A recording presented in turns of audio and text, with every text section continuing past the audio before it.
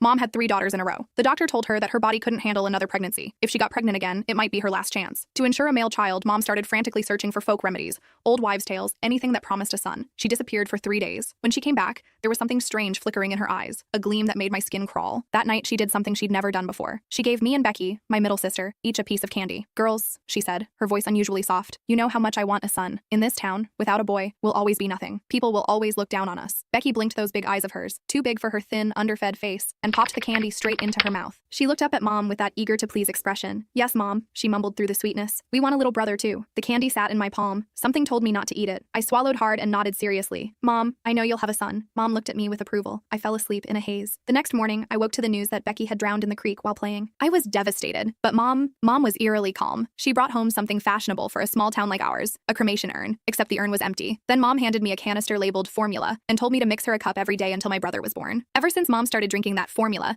her belly grew bigger and bigger. Half the town said she was carrying twins. Others said the way her belly came to a sharp point meant it was definitely a boy. Mom couldn't stop smiling. "Just one baby," she'd say, beaming. "He's just big, well-nourished." The child really was enormous. Mom's belly swelled up like a watermelon, purple-red stretch marks crawling up toward her chest. She was always complaining about how itchy those marks were, scratching at them until they looked even more horrifying. Raw, angry lines across her skin. Lately, as she got further along, she kept saying her belly felt hard as a rock. Whenever that happened, a cup of that formula would bring color back to her face and calm her down. She even stopped cursing at me as much. But the powder in that canister was running out. I told Mom there wouldn't be enough to last until the baby was born. Should we get more? The moment the words left my mouth, Mom's eyes locked onto me. After I cowered and trembled for a moment, she shook her head. "I'm going to stay at Grandma's for a couple days," she announced. I didn't dare argue. Even without her saying it, I knew. Mom was going to get more formula. Sure enough, when she came back, she said my youngest sister Sarah had been in a car accident. She brought home another empty urn. At the same time, she handed me a sugar canister. It was filled with that same fine, odorless powder. Nothing like milk formula at all. Following her instructions, I mixed the 2 powders together. I overheard her muttering to herself, "Good thing I kept the smaller one as backup. Otherwise, how would I feed my precious baby boy?" Every hair on my body stood on end, but I could only pretend I hadn't heard. Mom's labor was brutal.